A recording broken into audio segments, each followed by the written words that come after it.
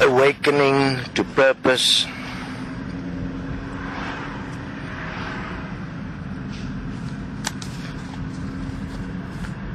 The journey to life is a process that is busy setting the benchmark for trust in the physical world. It is based on very simplistic, common sense principles. We are in a world where we already know, with all our research, that the average human lie every few minutes. And we are bombarded every single day with images and shows that abuse words like "trust me" over and over and over again. And parents do that with children, saying to children, "Trust me, I'm your parent. I have experience." While it is obvious that the experience that is existing in this world has not evolved the human to a better being, quite the opposite has happened. So with the journey of life, we are now 1 year into it. Those that is already taking part is starting to get an idea what this is all about. And this is just in a dimension that at this stage is relevant. That in writing out your process daily, you are placing into words for all to see the respect you have for yourself, but not only that, you're actually placing into words the respect you have for other beings, for animals, for your fellow man. You are showing who you really are in the written word.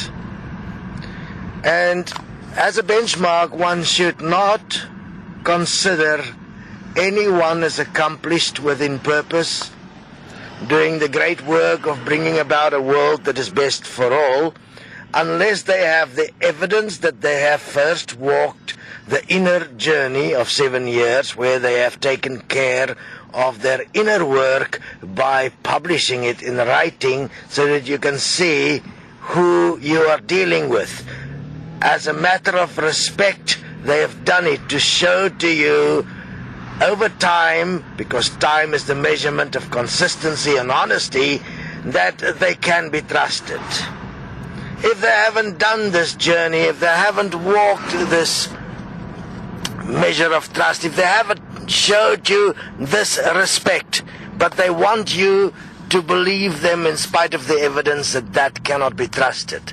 And you have walked for yourself the journey, and you've seen how much deception exists. You've seen that a single thought cannot be trusted, that a feeling cannot be trusted, that the emotion cannot be trusted, that unless you understand in exact mechanical detail, in exact design, where every single thought, emotion and feeling come from, that exist within you, and you have plotted it out, mapped it out, written it out, so that you can see that you do not deceive yourself, that you are taking responsibility. Unless you've done that, you cannot be trusted.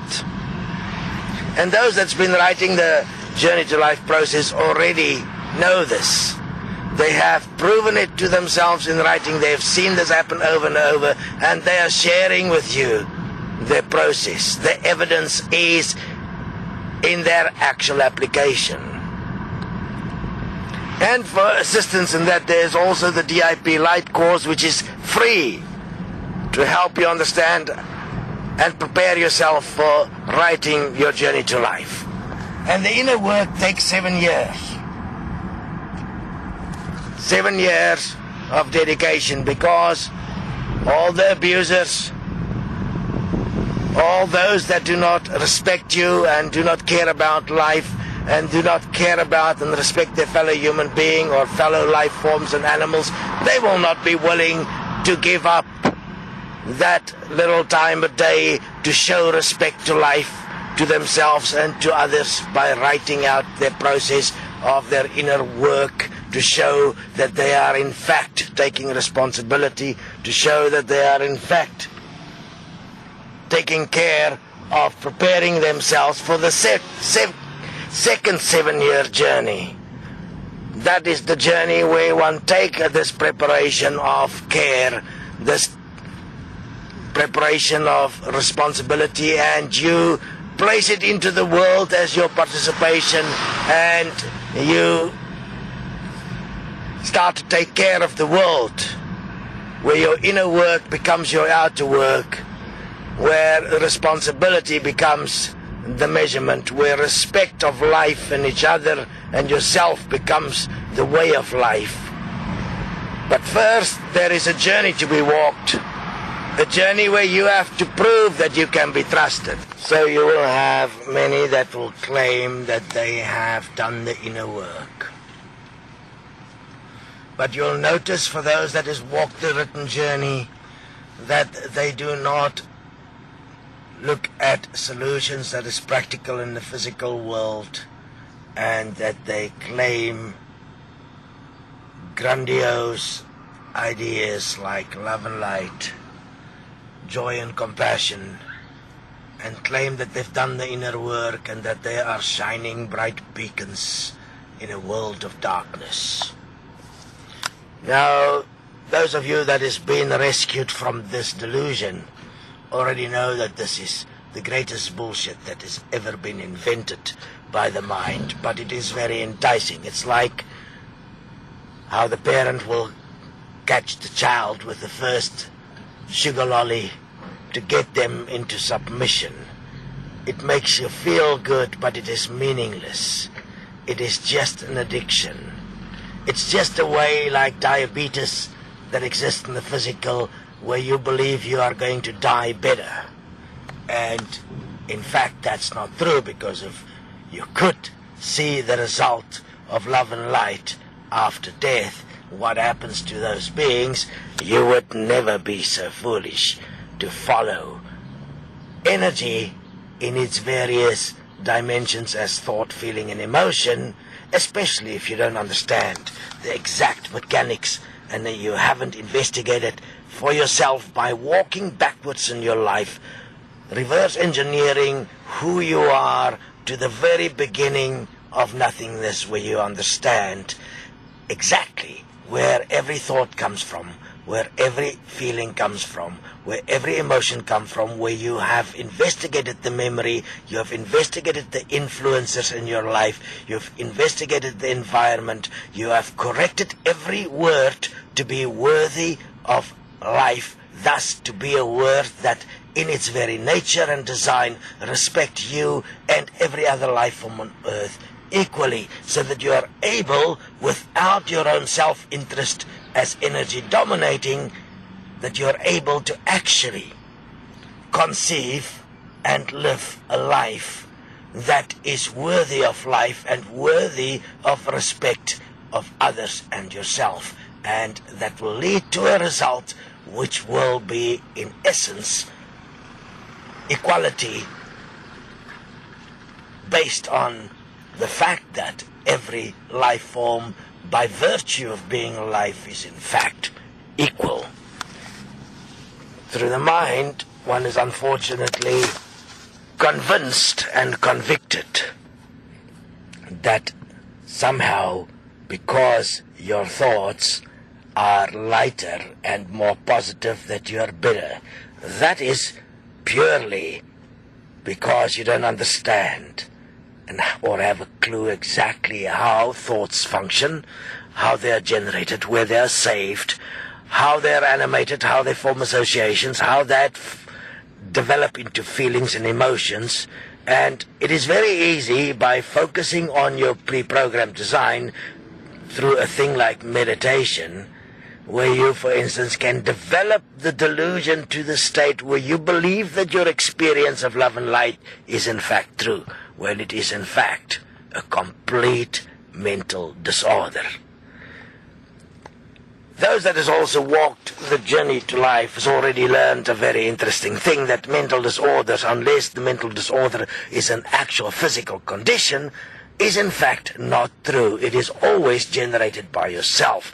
So all the mental disorders that is based on one's own thinking, feeling and emotion, and whether it is inadequacy or whatever you believe about your situation, is in fact a disorder that you're using in some way to try and manipulate your environment, to try and get what you believe you cannot get in any other way, where you try and get some form of approval, even if it is negative, because whatever attention you're getting, you are somehow feeling better, because the fear that exists within, not understanding what you're in fact experiencing in all ways, because you don't understand the dynamics and the actual design and mechanics of who you are and what you have become, cause one to go into all kinds of inadequacies and behavior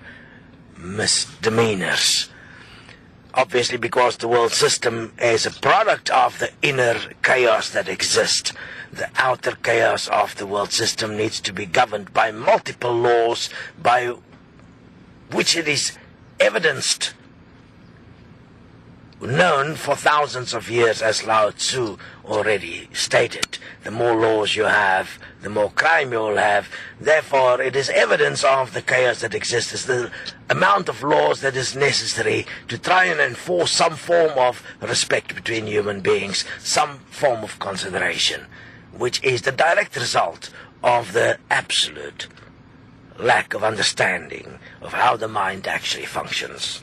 So within the journey to life, you learn these things, and you have a body that can support you, because one cannot walk this journey alone, because you cannot trust your own thoughts. You cannot trust your own reason, because you don't know where the thought come from. You don't know where the feeling come from, and to use that to judge another is just a measure of your stupidity.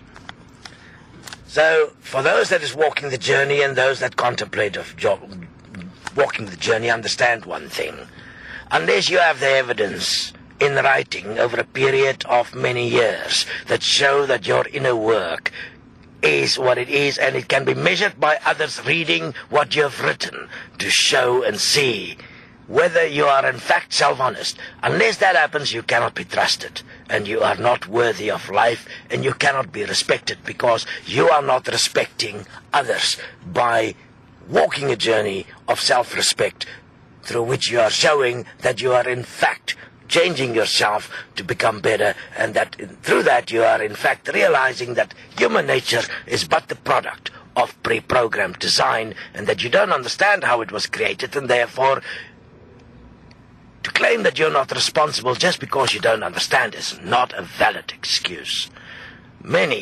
All abusers always, many, will claim this is just human nature. When a person claims that, you know one thing: you cannot trust that person. That person will abuse, and what they say you cannot ever trust. You can't trust them in any way with life on earth, or even with anything that is trustworthy. They will train their children to become abusers as well.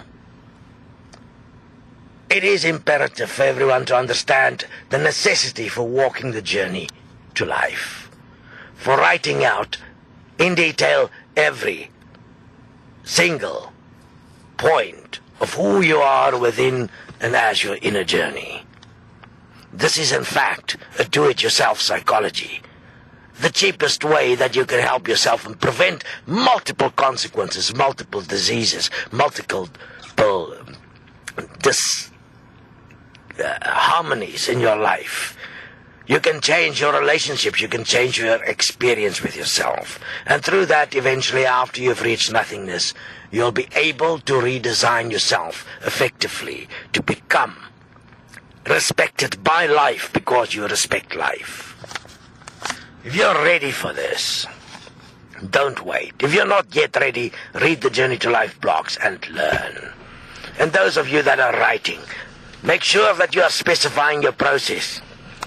Because if you are not doing this correctly, as I've explained it here, your 7-year journey will take longer until you have established respect for yourself, and thus, through that, respect for others. In that, you have purified the words that you are living, and through that we purify the world, and we will create a world that is best for all. It's really simple. Actually 14 years, but because it'll take time to show and to prove that this is the way to do it, it's going to take longer.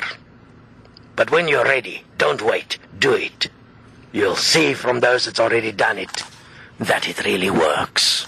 So each Journey to Life blogger has got a responsibility to, when you read another Journey to Lifers blog, to cross-reference whether the process that is being presented in writing as the evidence of their inner purification is in fact reflecting respect to life, respect to the blogger themselves, and respect to others as life. And remember here, respect is not defined as how the system see it. It is defined as what is best for all life, to produce a world of harmony and peace, a world that is best for all, where there is none that suffer just because, for instance, they don't have money or do not have access to food or a house or a decent education. There is thus this duty, and especially those of different languages that's in the Journey to Life, you have to cross-reference your other writers to ensure that what they're doing is not harming themselves or justifying self-interest. Self-interest obviously is where one, regardless, want to be right without the outcome being what is best for all. What is best for all is simply the measured practical application of 1 + 1 = 2. When you add things together, will it lead to a world that is best for all? Very simplistic. Anyone can do this assessment once you have removed your own ego and self-interest out of the equation. If you do 1 + 1 + ego, you're never going to get to 2. It's always going to be 3, and you're always going to disagree. And the fact that you're disagreeing when the evidence is simplistic in how to produce a world that is best for all, then problem, stop. Investigate your inner workings and ensure that these workings are in fact corrected in a way that shows respect to others, where you are showing what you find, because it will not only help you, it will help others as well. This world will not change through individuals or individualism as it exists now. It will not change through free choice as it exists now. It requires the inner change and understanding of each one of every thought, word, and emotion and feeling and experience to ensure that the origin of it is self as life, that act in a way that is best for all life, that understand the fundamental premise that one must give as you would like to receive, otherwise there will not be balance and harmony. So, if you are scared to help another, know one thing: you have not yet reached the stage where your self-forgiveness and self-honesty is effective. If you still want to do your support from a point of self-interest instead of considering what will be the best for all, even if it's going to take a little longer, there is a problem. Walk the journey, write your blogs. show that you understand that trust can only exist if you have shown meticulously over time that you have overcome your ego. You have written out the evidence, and you present the evidence as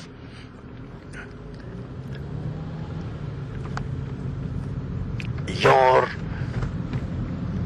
proof that you are in fact walking to change yourself, and that you will walk the words you have written, so that those that has also walked the same journey and has presented their respect for themselves and for you in writing can bear witness through their own actual experience that what you're doing is worthy of life.